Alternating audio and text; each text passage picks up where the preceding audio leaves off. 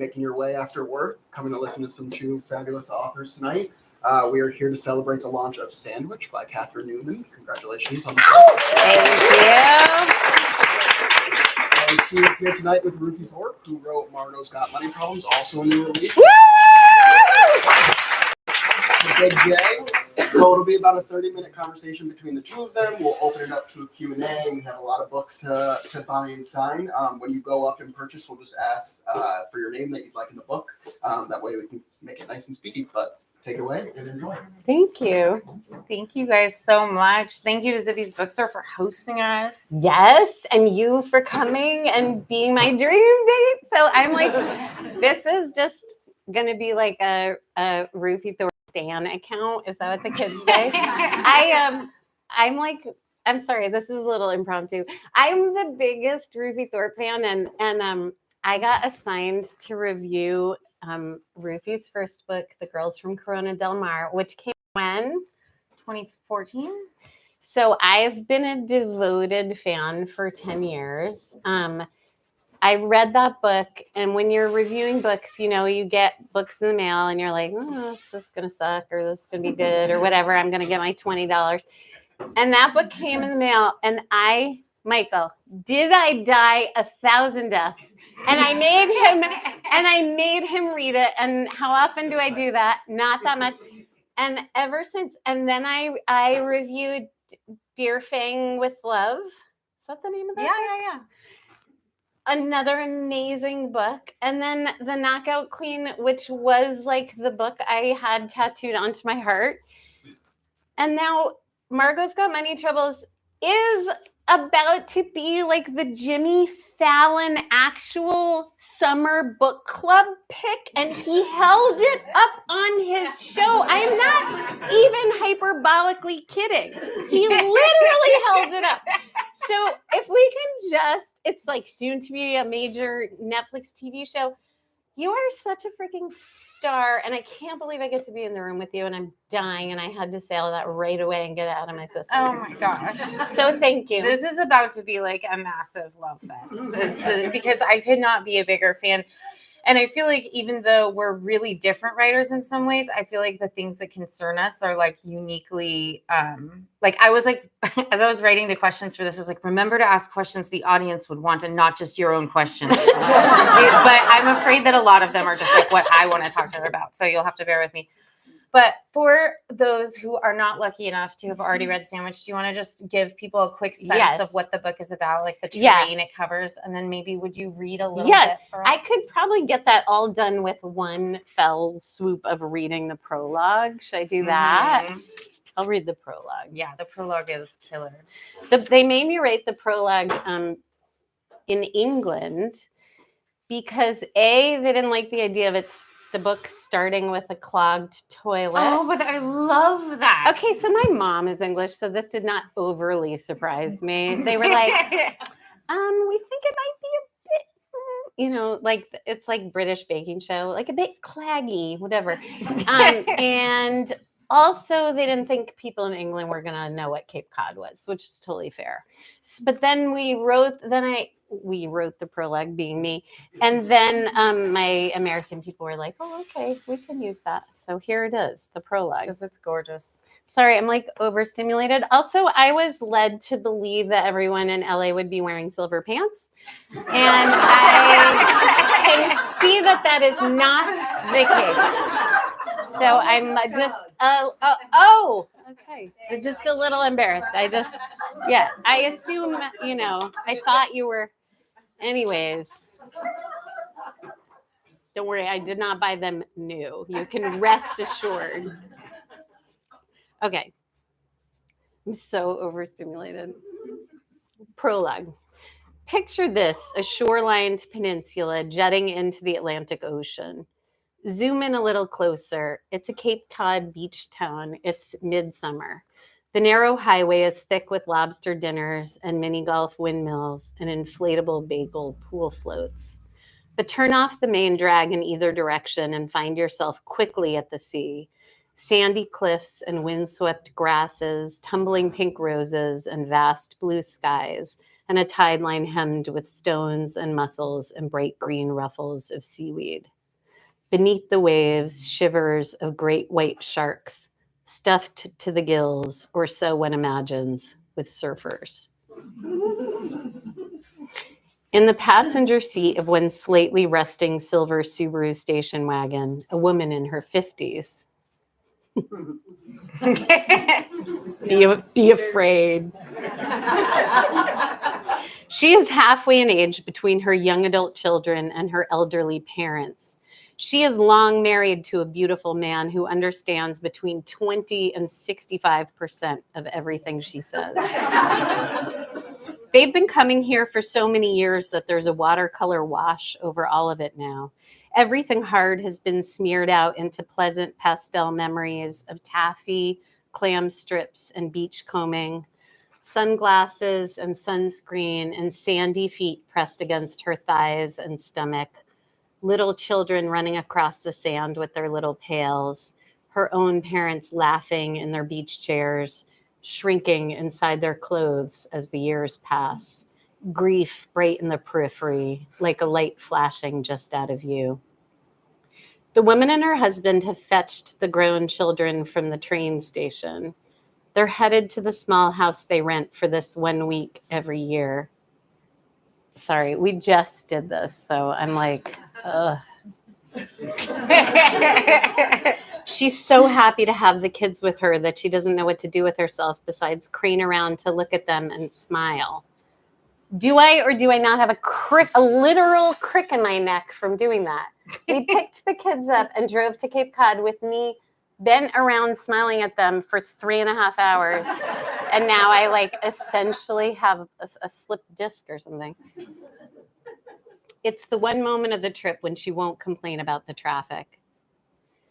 And we are put on earth a little space that we may learn to bear the beams of love, she says unprompted. Is that a poem, her 20-year-old daughter asks? It is. Who, the daughter asks? William Blake. What's it called? The woman grimaces. I think it might be called The Little Black Boy. Oh, Mom. I know. I think it's okay. I seriously doubt it's okay. I think he was an abolitionist. One of the abolitionists who enslaved people. That's a good question, the mother says.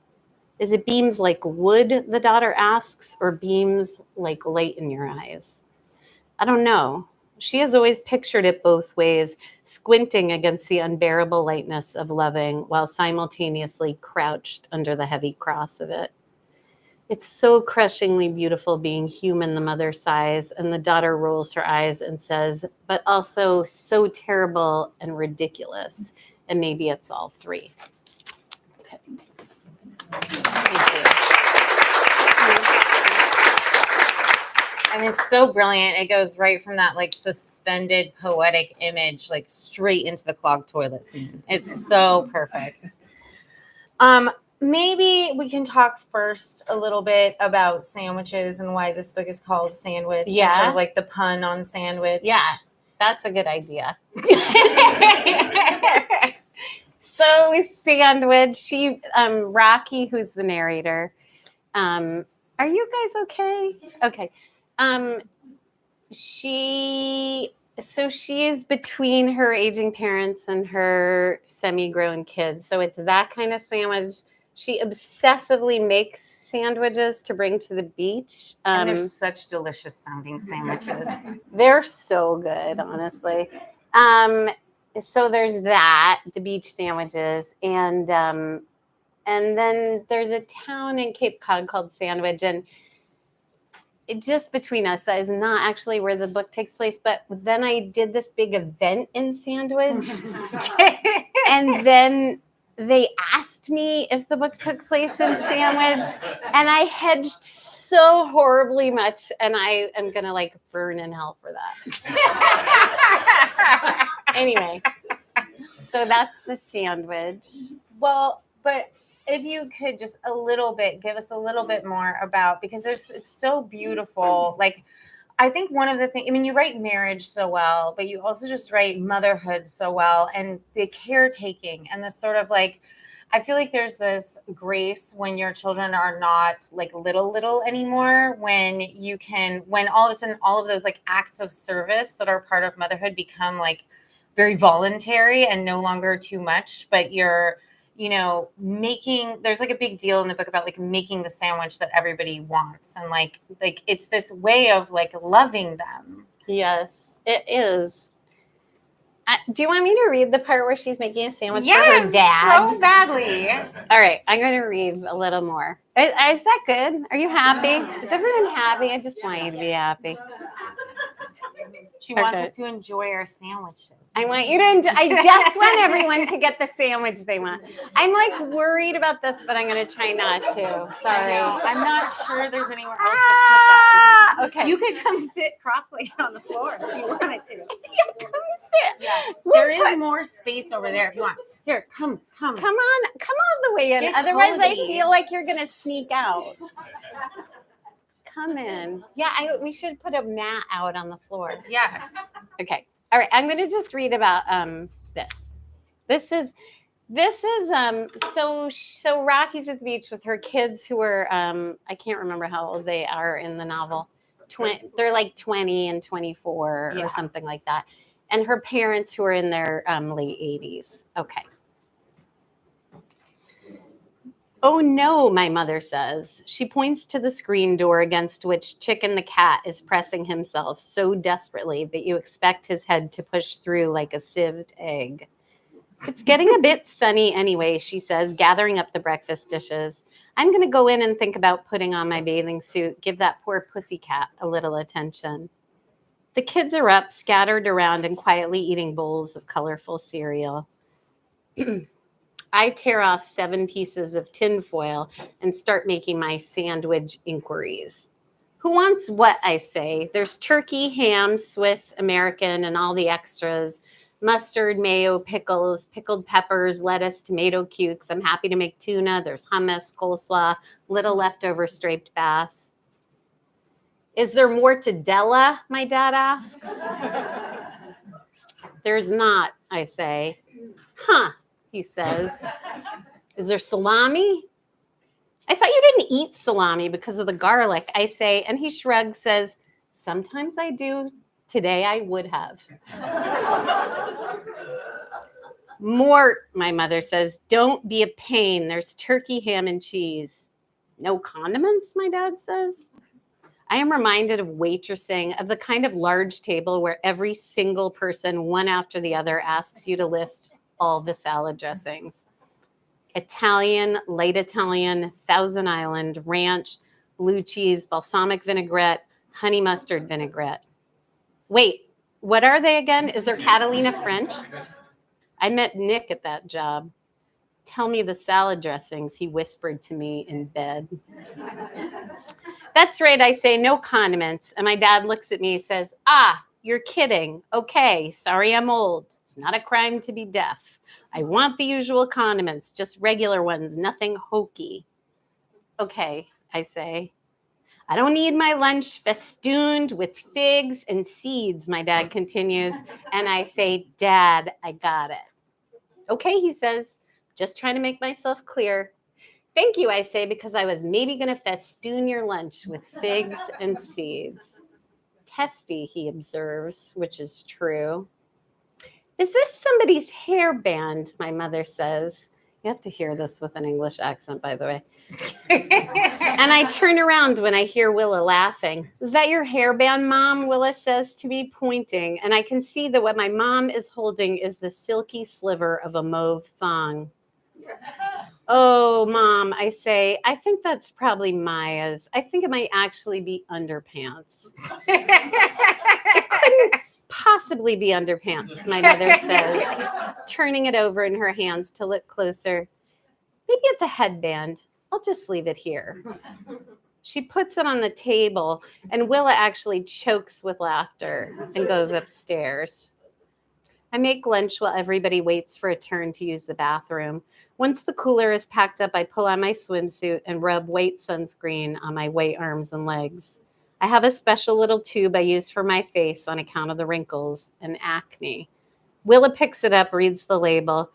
This is not even mineral sunscreen, she says. It's full of all the toxins you tell us not to use. You are such a hypocrite. I sigh. I say, I make an exception. I just use a little. Plus, it makes my skin look great. Yeah, it makes your skin look great because it's makeup. It's not makeup, I say. It's tinted sunscreen. Look at look. It's SPF 50. Oh, no, sorry, Mom. It says here foundation. Oh my God, no wonder it makes my skin look good.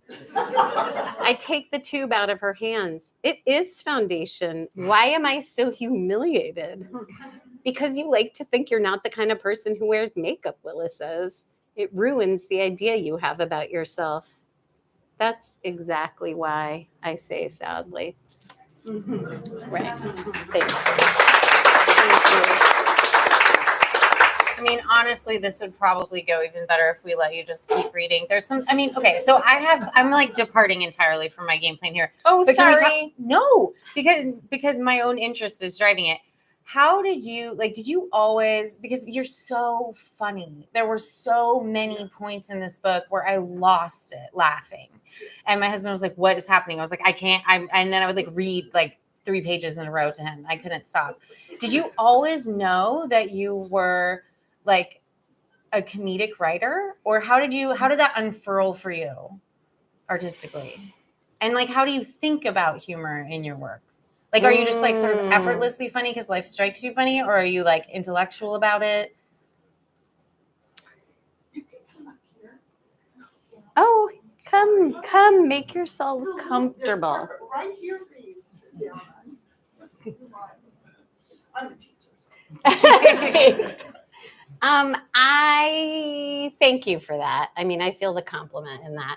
I don't know, I come from 2 different humor traditions. Like, there's the Jews who are like, oh my God, we're being persecuted again. Like, we'll stop and tell a really long joke about it. And like hope they don't catch up, even though we don't have time to let the bread rise, whatever. Then I feel like then there's like English people. So my mom's English. And that's like the Benny Hill. Not that my mom, by the way, has any of the Benny Hill in her, but I somehow got it anyway. The like boob jokes. Like I can't even, like the way, when you were a kid and you would watch like public television, and it was the only time you ever saw boobs. I have that. Because it was like Benny Hill was on, or like Monty Python, and you'd see a boob like once a week that way. So I think it's just those things. I don't really know. I mean, I feel like so much of the heart of humor is like just telling the truth in a way people aren't expecting you to. Is it that? I don't know. I mean, or I feel the like like weird juxtapositions of weird stuff. Yes. Or just simply stealing it from everybody. Every funny thing you ever hear, like on the beach, the koi. There's a line in the book that there's every line in the book is stolen from life. But there's a line in the book that's just those frat boys talking. They're like drunk frat boys on the beach. And one of them says like, dude, you know what was in their koi pond? And the other guy says, koi? And he goes, yeah. And like, that's just there for the having. Yeah. You know what I mean? Like, that's just given to me on a platter. How good is that? I'm just at the beach writing down every single thing. We just went to the beach and I was like, I wish I hadn't finished that book. It's so good at the beach. So what is for you the relationship between like Rocky and you, or like how, I mean, I know like the terms like auto fiction, like do you consider it auto fiction? So. Yeah. I think it is. Yeah. How does that work for you process wise? Like, do you, like when you're thinking about something like plot, when you're like when you first started writing this book, how did it start with like a grand idea of I want to write about this thing? Like what was the seed? Mm-hmm. Well, I'll tell you a little story instead of answering that question. So I got interviewed by this, okay, don't tell anyone I told you this, because I don't want them to know I was gossiping in the front of a significant audience, but I won't say who they were, but I got interviewed by these awesome people, and it was a dad and a daughter, probably your age. Mm-hmm. And at some point the dad said to me like, this book, like it would have been so lovely if it had just been the beach vacation without all this like awful like reproductive stuff layered into it. Which like tell me about it, right? Like yeah, I know. I also would like to beach vacation without all that shit. Right? I was just like, yeah, I think that's kind of what the book's about. But and I will say that the daughter was like, oh my God, Dad. Like in the perfect way that you would say if it was your dad. You'd be like, oh my God, you were fucking kidding me. But I feel like it was those two. It was the sandwich of It those was two things. those the two, beach the and the beach, reproductive the love, mayhem. and Is that your phrase reproductive for it? mayhem. I love It's the beach vacation and the beauty of it, and the like. So painful. I mean, my friend Stacy's here, and all we ever do is write each other and be like, "The grown kids are home. We're dying."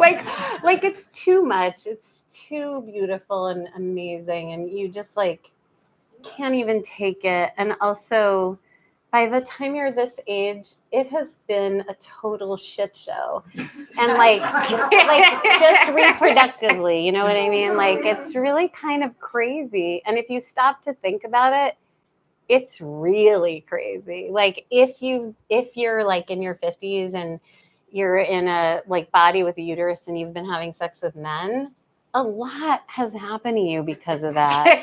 I mean, I don't want to like get too far into it, but if you were to just sit down tonight and make a bullet list of the bad things that have happened to you in your many decades, you'd be like, what the actual? And nobody really talks about that.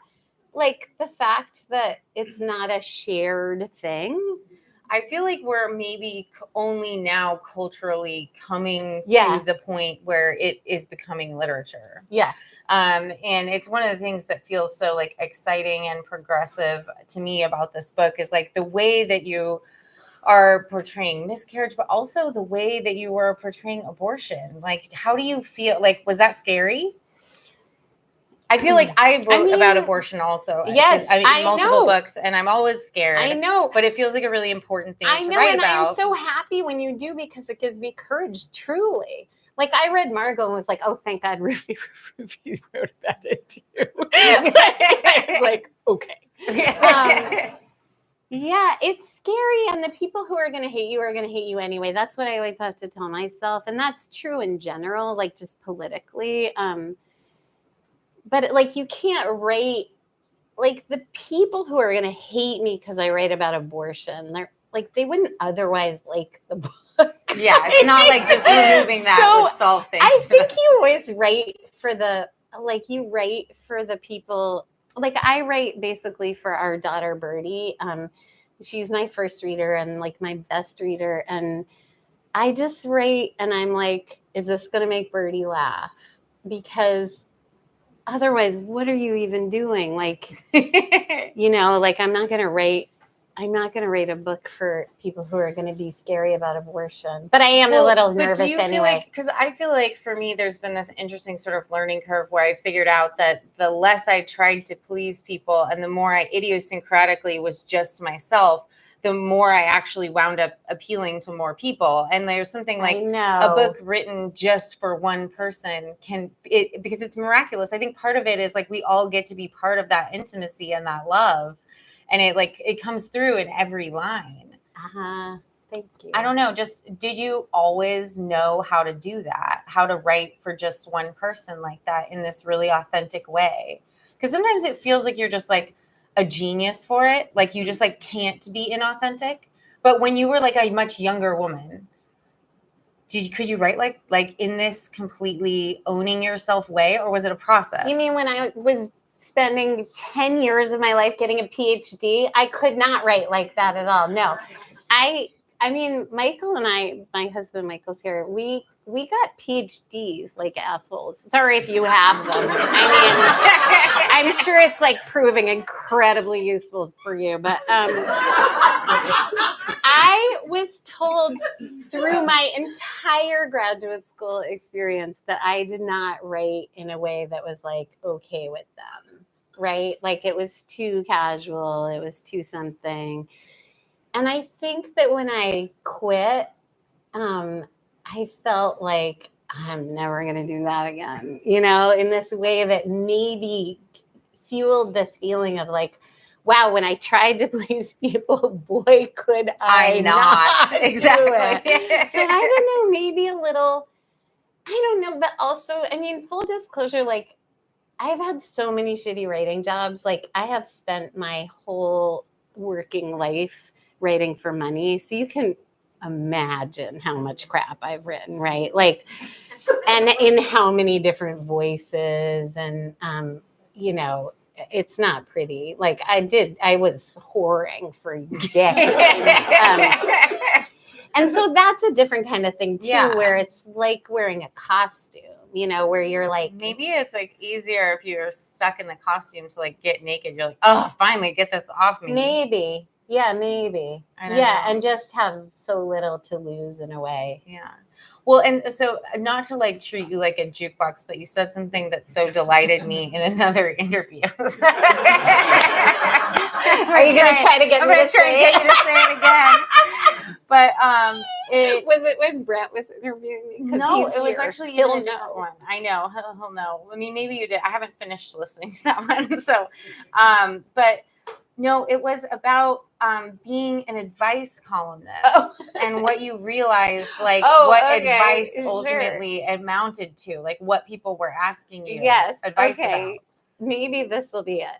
Yeah. Let me know. You can push a different, put in another quarter and try a different. So someone asked me, in what way? So I wrote the etiquette column for Real Simple for 10 years, which if you know me personally, don't laugh because like I have horrible table manners, whatever. They never spent like a minute in my actual presence, which I think is so funny. But anyway, but 10 years of that, right? Like every question turns out to be the same question. The more you do it, the more you're like, it is really hard that other people are different from you. That's it. It's like there are fucking wind chimes and there are godforsaken dogs and the way that woman lets her kids come to brunch in their bikinis. Like it is one thing and another. And all it is just like people are making choices I wouldn't make. People are doing things differently from me.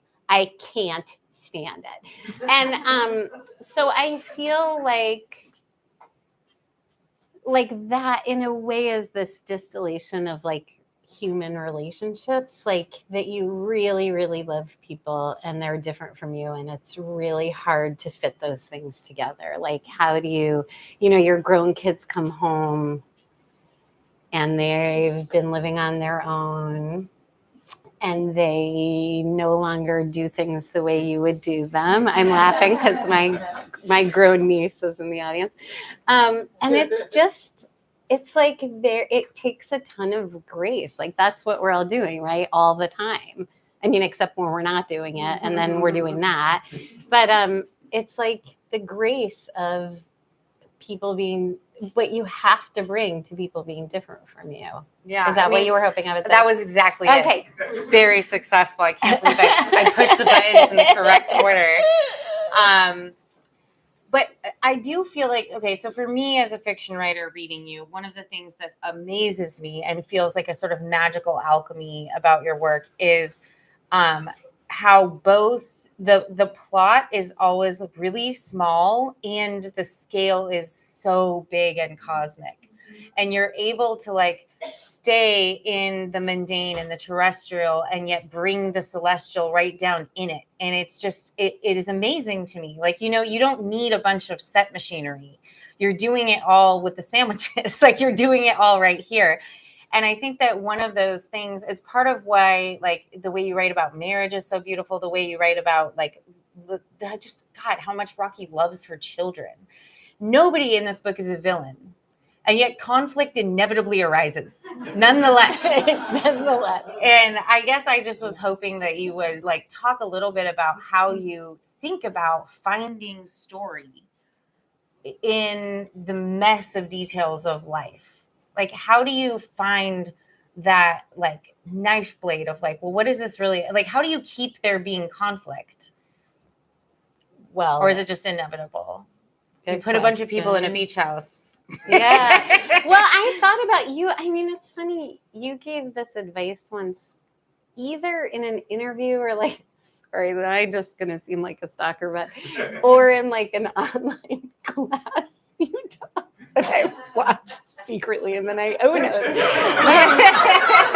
But you once said something about like putting people in a space, like letting putting them in a corner, like trapping Yeah. them. Yes. And I thought about that. I would, whenever I encountered that advice from you, it was when I was writing my first novel. And that's why they end up having sex in like, on top of a laundry machine in the hospice. I love that scene. Is because of that advice of like, what if you put them somewhere small and weird? Yeah. And that maybe is like this whole book. Because I just feel like if I put a bunch of people in a beach house, I would try and keep them being polite to each. I feel like I would not know how to let them like rub against each other as like you would. Oh my God, stop. no, I like have to bring out I'm constantly bringing out like the heavy artillery, and I'm like, and then she's going to be evicted and she's going to lose her child. There's there's courtroom drama. You know what I mean? That's how I think of you. I like Rufi Thorpe. She's a courtroom dramatist. You've maybe read her stuff. Well, okay. Maybe will you talk about modern marriage then? Because I feel like there is something so beautiful in the ways, like, I don't know, even just in the little piece you read where she's like, he understood maybe like 20 to 60% of what she said, right? And there's this inherent inequality in their experiences of this shared life. Yeah. And I just felt like you captured that so beautifully. Thank you. My dad, so I'll just tell a little story instead of answering that if there's a question there. My dad, Michael and I just had dinner with my parents. Okay. My dad does this thing where it's like he drinks a scotch and then another like half a scotch. And then he starts like looking really driftily at everyone who's eating around us and gazing longingly at my mom, whatever. He does this there's like a whole thing that happens with him. And it's really interesting and a lot of fun, to be honest. But he was watching this woman at a table near us breastfeeding her child. And immediately my hackles went up because I was like, here we go. Like, he's going to have something to say about this.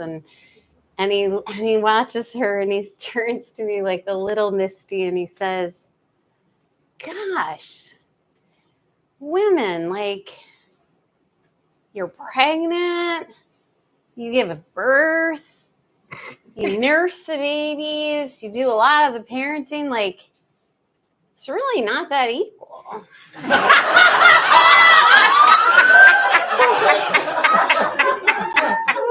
And I was like, that is so true, Dad.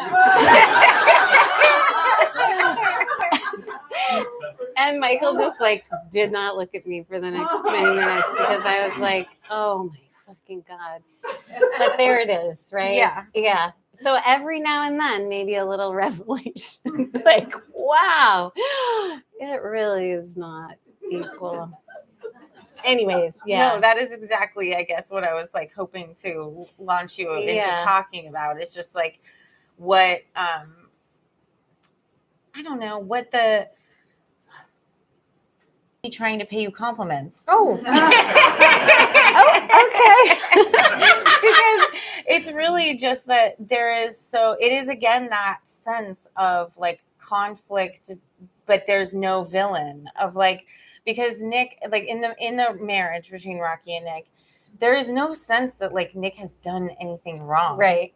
You know, it's true. But there is this like abiding inequality and tension kind of between them. Yeah, and she's mad about it. And even though there's nothing he can quite apologize for. Exactly. Yeah. But also this sense that having lived through all of this has shaped them and turned them into these particular shapes that are both at odds with each other and also weirdly complementary. Yep. Yeah. I think that's right. I mean, I do. I know. think- It would help if I asked a question. No! Instead of just like telling you my feelings about your book. dying. I feel like I'm having such a private experience, but I'm having it publicly. Where the whole time I'm like talking to Rufi Thorpe. Dying. Okay. Okay. Well, then this is an actual question. I feel like all writers secretly have a favorite scene in the book. Oh. What is your favorite Oh, scene okay. in What's the book? yours? Okay, maybe I mean, one of them that was one of the more fun scenes to write is when they're recording the podcast on mushrooms. And then I really like when they're all in the parking lot after. Okay, that's a really good scene. I don't know. I mean, I'm not really sure. The Willa character, who's the daughter, like, I really love that character, and I feel really, it's like I feel really secure when she's in a scene. I feel like the scene feels really anchored and good to me, which is so it's like so literally how I feel about this person that it's ridiculous to say that about a book that's a fictional book. But yeah, I'm not really sure. I mean, I knew it would start though with the clogged toilet. Like people sometimes are like, "Oh, did you start at the beginning?" And I knew it would start with that because that felt so perfect as a setup for a vacation. And if you've ever rented like a really shitty little house somewhere, you really understand how that could be the way your vacation starts. Oh, absolutely. I mean, it's perfect. And like, it's too near the beginning of the book to be a spoiler, but the physical comedy in that scene is just. Yes. It used to be so much grosser and crasser. And honestly, like I had to cave because a bunch of people were like, this is too gross. Like I there was long for a more. I would totally read the uncut version of this. I'll send it to you please. really soon. I mean, it really, yeah. But anyway, yeah. Okay. Do you think at all about your own, like, sort of like literary lineage? Like, who are the writers that you see as like your progenitors, or even just like the ones that you turn to again and again for comfort, or like who made you feel like you were a person in the world and that you could go on being that way? That's such a good question. I mean, you for sure, like in a huge way, truly. How many people do you think I've given the Knockout Queen to? It's not even funny. I give it to everybody, and then and then I have to rate and be like, how much are you loving it? And then I'm like, Did you where like your sandwich? are you? Did you like your sandwich? Did it slay? I mean, have you read Miriam Taves? I'm a little obsessed with Miriam Taves. That makes sense to me as a literary, like. Have you guys read Relative Miriam of you. Taves' All My Puny Sorrows? Has anyone read it? Oh my God, should. you're so lucky. Yeah. Just get it and read it and then send me a little thank you note in the mail, please, because that's a dying art, but I'd love to get it. It's so good. It's such a funny, sad book. She's so funny without ever not being kind, and it's crazy. But it's not like dull funny. It's so good. She's amazing. I always read Samantha Irby for like gross body funny, and she's so generous. Like you hardly even realize that's what her books are, is this incredible act of generosity of like every gross, terrible thing she's just going to tell you so you can feel like you're not as gross, or that any gross thing you do, she's already done it, which is incredible. Truly, sometimes I'm like, have to be the grossest person who ever lived. And then I'm like, I bet this has happened to Samantha Irby. Like, she's not quite menopausal yet. I'm dying for her to hit menopause and write about it. She's going to be throwing clots. There's going to be stuff happening to her, and I can't wait. So I love to read that kind of like generous body humor. Yeah. So good. Okay, so this will we'll see. How are we doing on time? Start going to Q&A in a couple minutes. Okay, so I feel like when we're talking about like bringing women's actual lived experience into literature, the things that are not written about or not spoken about or that are left out of novels like menopause, I feel like one of them is like there's this bittersweetness at all moments, like at every single moment in this book of, oh, it's so beautiful, oh, it's so beautiful, and death is also right there. And like you talk about like the grief, even in that prologue that you read us, like in every moment you're sort of like on that knife blade. Yeah. And I guess just do you feel like, because I sometimes feel like maybe that is like a uniquely female understanding from the way that we like hold life. I mean, not uniquely feel it. I'm sure men are capable of feeling bittersweet, like loss. I'm not saying that. But that there is something about like bringing like the birth and death together inside your body. Yeah. Is this like, were you thinking about that actively when you were writing, or was it just sort of like latent in the material? I Like was just like leaking into it Yeah. from my whole like weird psyche. I mean, it is so central. Like I would say that is the central theme of everything I've really ever written about is the twinned love and loss. Like, because I think there's that crazy feeling of like, I mean, probably by the time you have a baby, you've already experienced all kinds of loss. That's what I think reproductively often. But then they put a baby in your arms and then you fall in love with it. And then you can't not think about the fact that you could lose that person. And that has just defined motherhood for me, like it still does. I mean, and daughterhood, like Michael, every time we see my parents, and my dad is 92 now, I would say that for the last 15 years, we leave them, they're waving in the driveway, and I'm bawling, and I say, this might be the last time we see them. 15 years. Okay, like maybe my dad's gonna live to be like 110. And it's like, stop with this. But that feeling of like, like blowing out your birthday candles and just wanting to not lose anybody. Maybe nobody else does that. Sorry. You know that feeling. I mean, surely you blow out your candles and wish to not lose anybody to death or a maiming. Yeah, I think it must be. I mean, No, I think it's like your central artistic preoccupation. it so is. It is, Yeah. it is like maybe to me anyway. I'm like, sorry, I love that this- versus like pathology. No, It's my central. I'm gonna say that when people accuse me of being a weirdo. I'm like, it's my central artistic preoccupation. So just call me when you get there. Well, but so I was like, I warned you that this is really just going to be like a fan club of me, but I feel like that is maybe the most like that. I feel like it's so central. Like, I guess this is what I was when I was trying to explain to my mother why I'm so obsessed with you and how excited I was for this event, I was saying, I feel like she is the most philosophical writer that I've ever read who is in no way interested in intellectualism.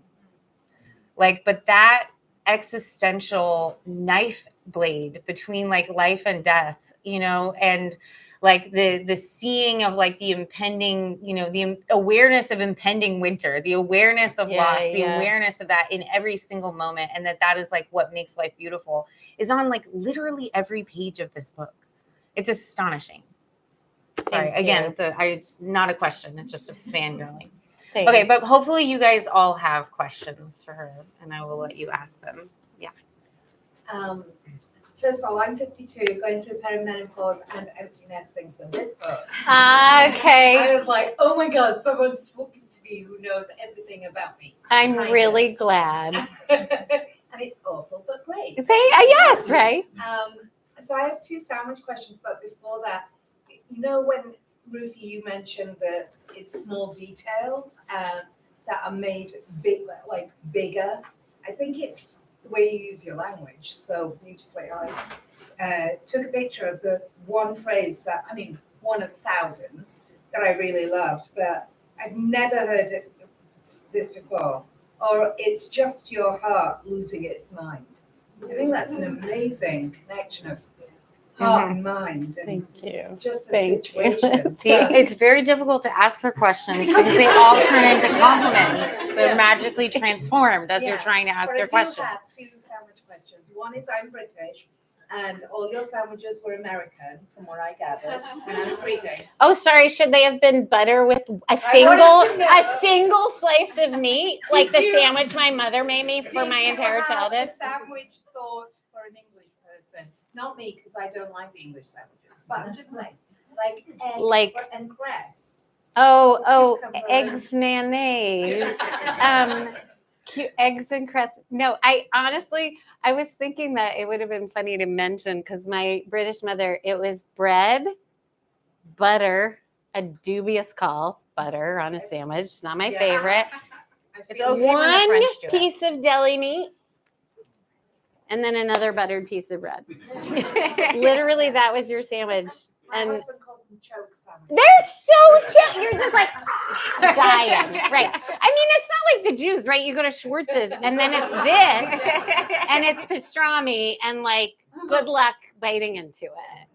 My other sandwich question is actually, it's not a question about sandwich, I promise you. It's more about the crusts. As an editor,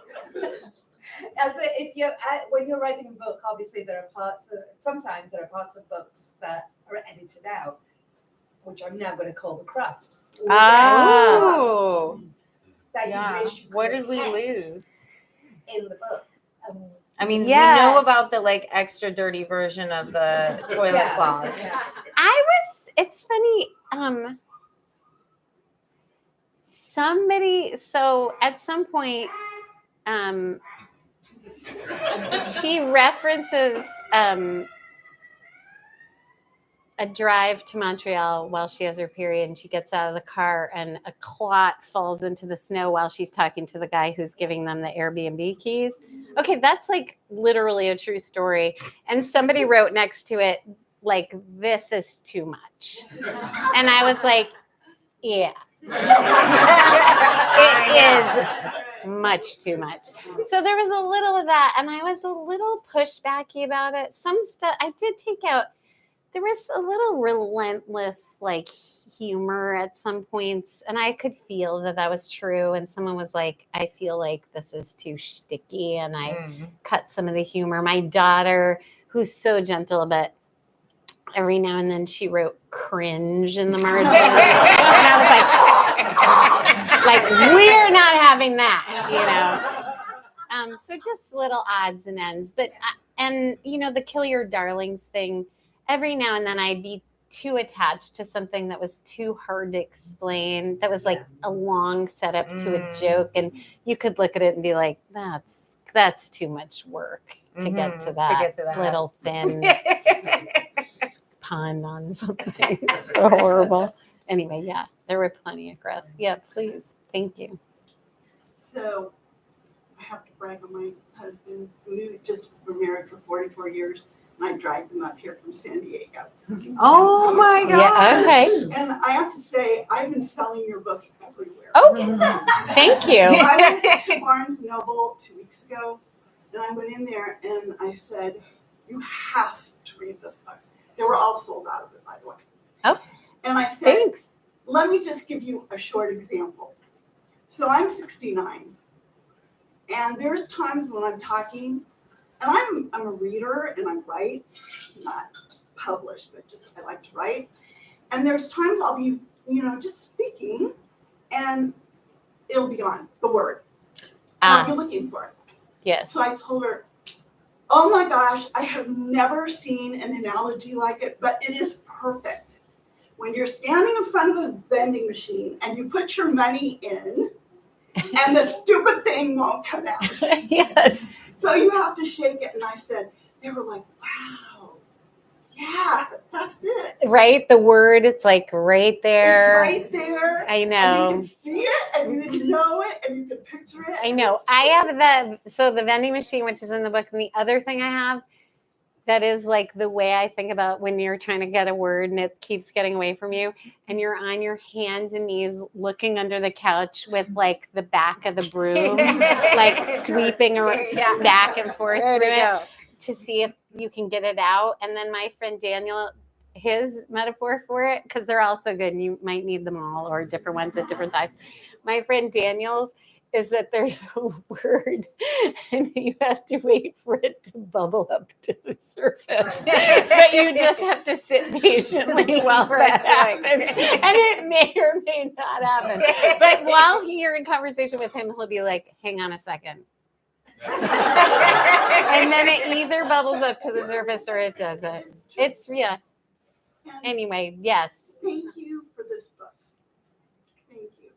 Thank you. Because I have 3 sons, and I know that, during my adult life, they probably thought I was just crazy, right? Yeah. But you go from these points where you just like love them to death, and the next time you're just irritated, and you just go, why? And Yeah. the part about that first in the bathroom, and the daughter's outside and said, "Where's the swimsuits?" You say to your husband, "So I told you." Yeah, right. Were you listening? And I thought, oh my gosh, you must be in my head. Oh, thank We've had you. those conversations. Right? And I love my husband. He's like the best guy ever. I'm sure you're married to a good one, but he's really great.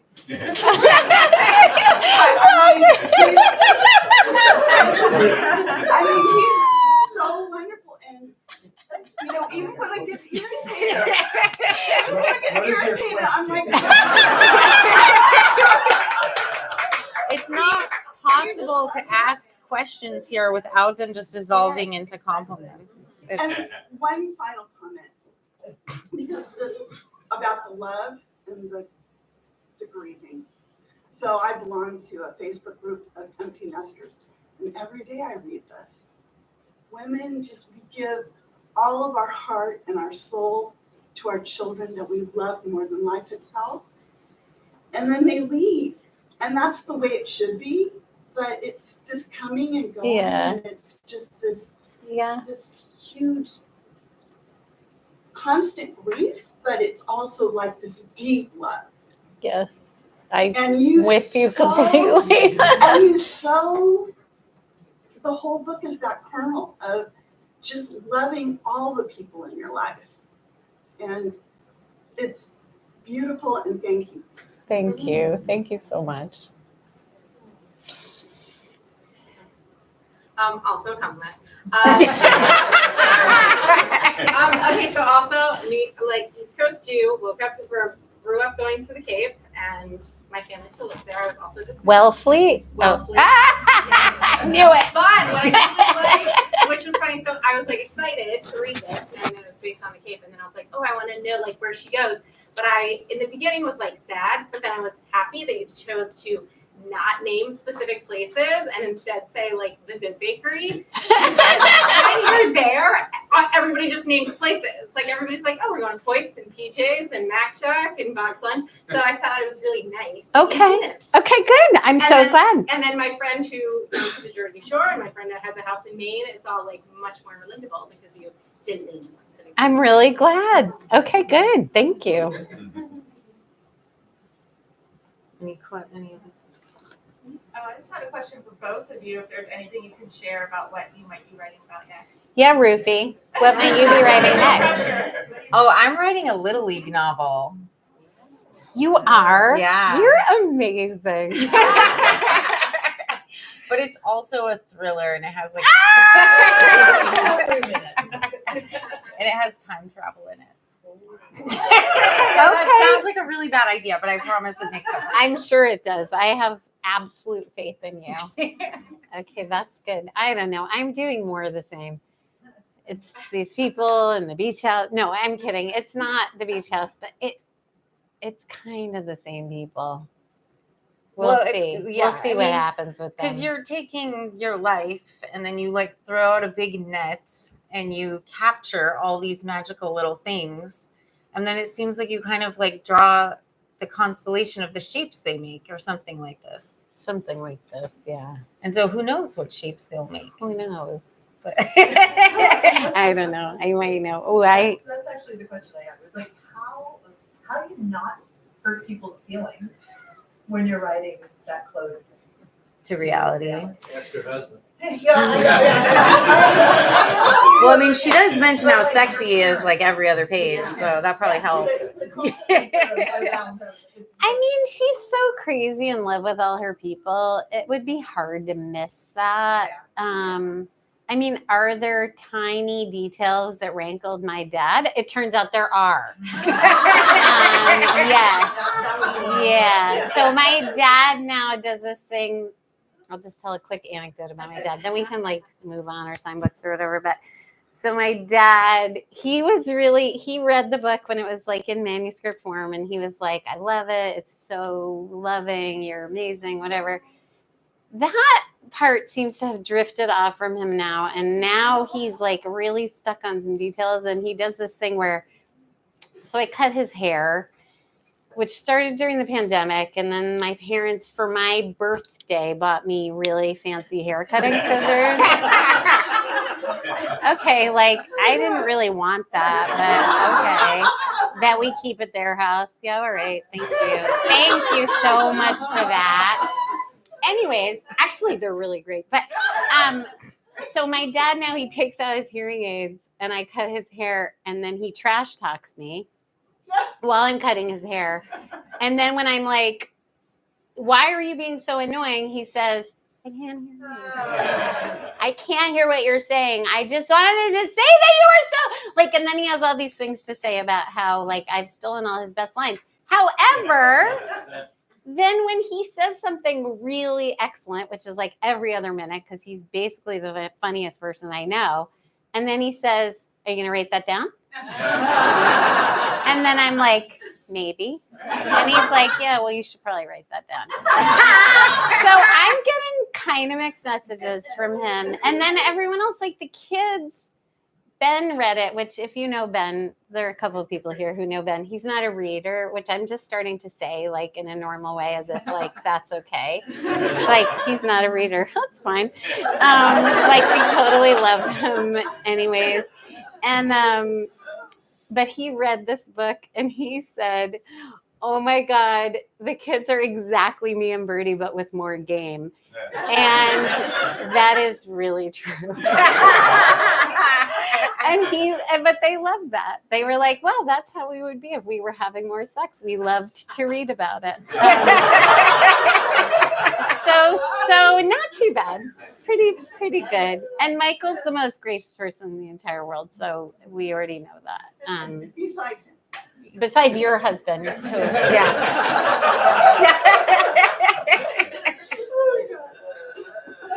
Yeah. Yeah. I just got this today, so I'm so excited to read it. But I loved We All Wanted This Oh, Thing thank so you. much. Thank you so much. Yeah, and I know you said that like you kind of put the people in your life in your books, but I was wondering if when you were writing this, you were thinking of those characters like Penny and Jules. Yeah. Yeah, it's all kind of a lot of the same characters. I know. There's definitely a ton of overlap between those, like among those characters, and also like in our lives. And so I don't totally know how to think about that. But when I was writing this book, I really wanted to make sure I didn't do the thing I did when I wrote We All Want Impossible Things. I gave everyone their real life names until the very end, and then I changed them all. That was a really stupid way to write a book, it turned out, because then I didn't actually change quite enough stuff, and it wasn't as fictional as I had hoped. So I made a big point of like giving everyone different names, and then Birdie read it, and she goes, I don't think calling Ben Benji is really getting it done. And I literally had given him that name. And I was like, oh my God, that really is quite similar. So anywho, it was like a really good catch. I was like, oh yeah, Benji's really the same name as the name Ben and Benjamin. So anyway, there's a lot of overlap, and some of it is not. It's like a little suboptimal, to be honest. But thank you for asking about that. Couldn't get enough of this. Okay, pictures, good. so- I'm really glad. Thanks. Okay. Okay, It's not okay, good. suboptimal for us. Okay, Yeah. good. It's just great. Thanks. I think we have time for one more question. Okay. That's nerve wracking because you're going to ask the finale question. So Yeah, it's big pressure. just kidding. No, you don't have I to. want to Oh, know if the lemon polenta pound cake homemade is as good as the real one from Real Life Possible Things. Because I saw that you published a recipe and I was like, I do have to make it this summer. But is it as good? okay. So that cake is not the real cake from real life. The real cake was a Venetian rosemary wine cake. Here's the level at which I can change things. I was able to change the cake. Except that the woman who baked that cake found out that I had changed it and sent me an angry email. I don't even know what to say. Right? That's it. There. Thank you so much, guys. Thank you. Thank you.